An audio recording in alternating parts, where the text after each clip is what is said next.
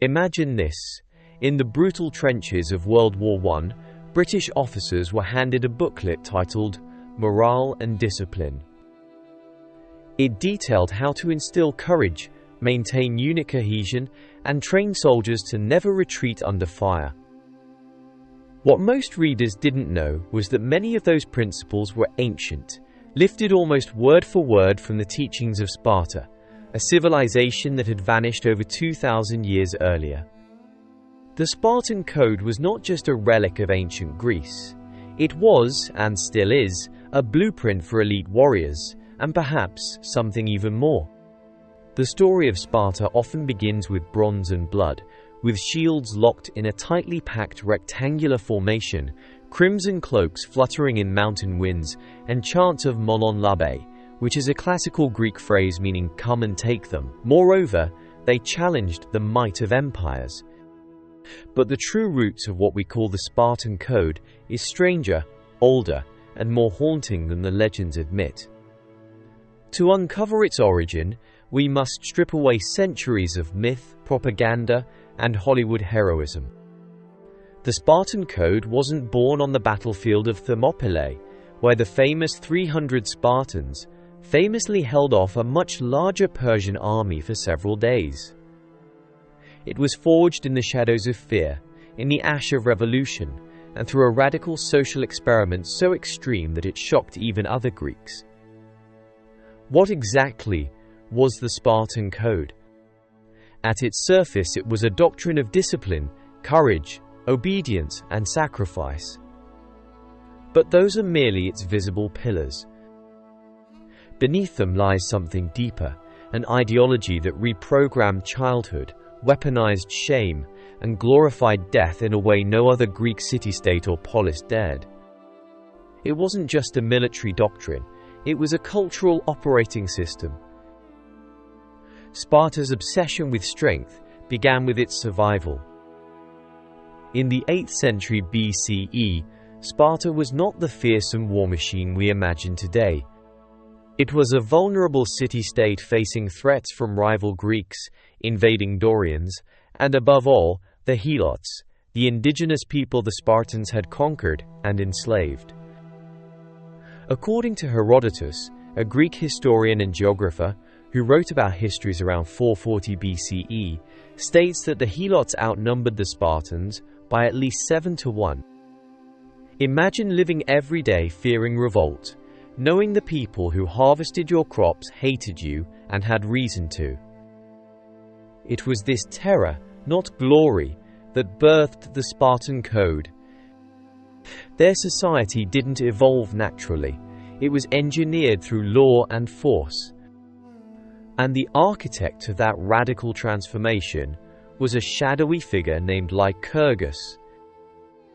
Who Lycurgus really was, or even if he existed, is hotly debated. But the legend of Lycurgus is irresistible.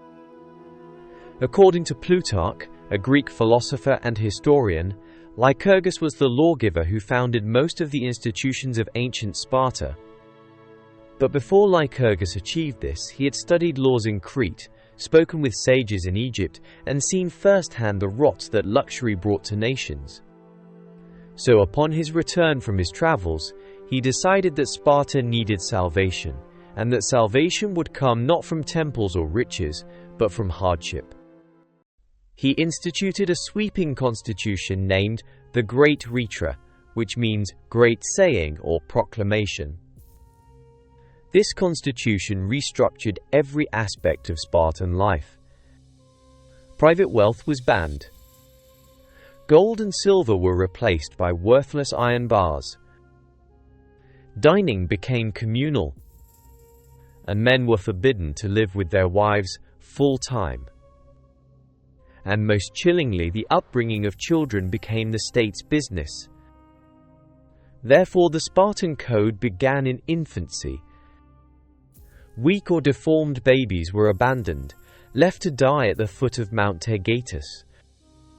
The survivors were taken from their mothers at age 7 and enrolled in the Agoge, a grueling training system designed to extinguish softness.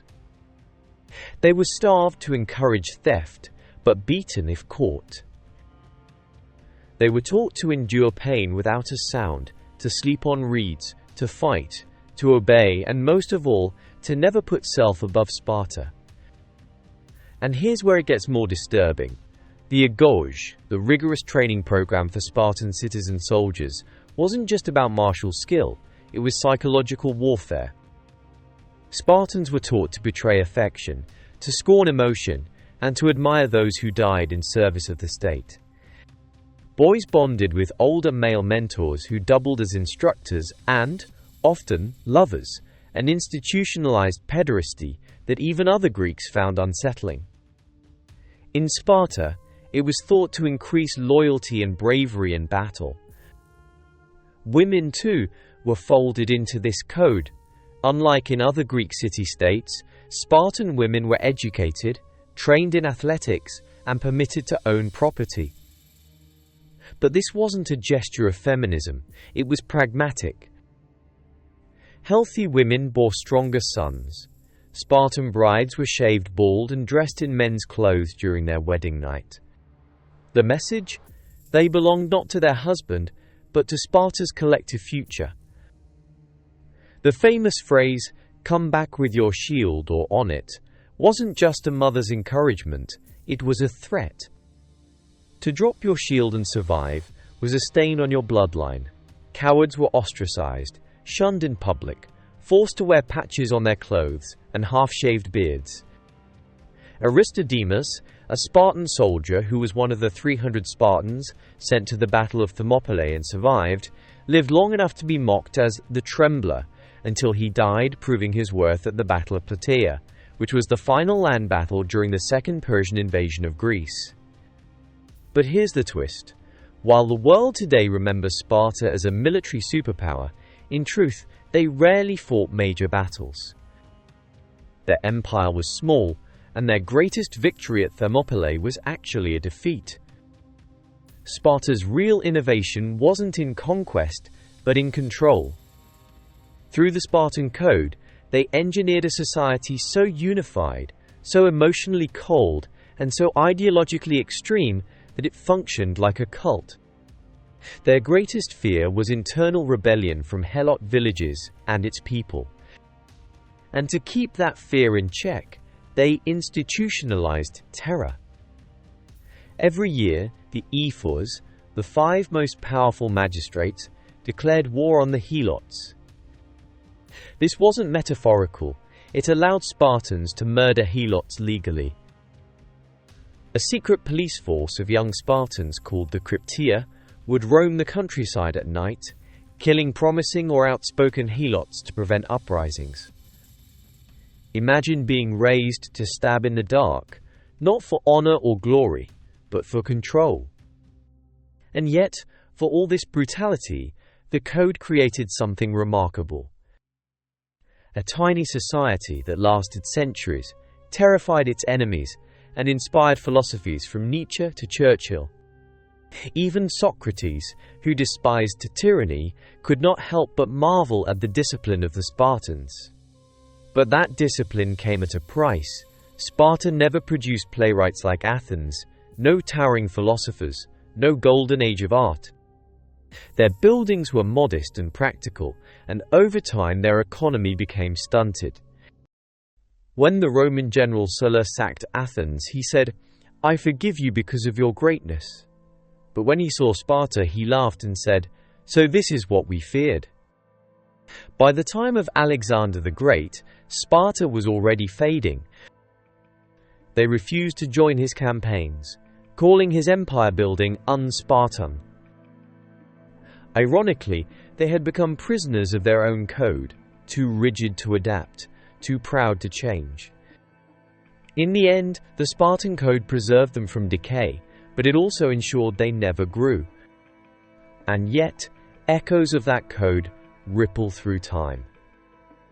Modern military academies study the Agoge, the Spartan educational system and military training program used in ancient Greece, as a model for elite training.